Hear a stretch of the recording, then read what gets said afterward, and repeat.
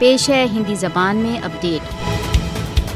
भारत द्वारा अवैध रूप से अधिकृत जम्मू कश्मीर गत 7 दशकों से अधिक समय से भारत के अत्याचारों से रक्त रंजित रहा है। नई दिल्ली का जिद्दी रवैया कश्मीर विवाद के समाधान में सबसे बड़ी रुकावट रहा है। भारत के जिद्दी तथा अयथार्थतापूर्ण रवैये ने कश्मीर को एक न्यूक्लियर फ्लैश पॉइंट बनाकर रख दिया है। भारत द्वारा अवैध रूप से अधिकृत जम्मू कश्मीर एक ऐसे पाशविक अधिकरण का उदाहरण है जहां अंतर्राष्ट्रीय कानूनों का दशकों से उल्लंघन होता चला आ रहा है। मोदी बलपूर्वक कश्मीरियों को उनके सार्वभौमिक रूप से मान्यता प्राप्त स्वयं निर्णय के अधिकारों के प्रयोग से रोकता रहा है। आरएसएस समर्थित भारतीय शासन की सैनिक नीतियां दक्षिण एशिया में शांति तथा स्थायित्व में सबसे बड़ी रुकावट है। मोदी का कश्मीर के संबंध में राष्ट्रसंघ चार्टर का उल्लंघन अंतर्राष्ट्रीय समुदाय के लिए एक चुनौती है। दक्षिण एशिया में स्थायी शांति की स्थापना के लिए कश्मीर विवाद के समाधान में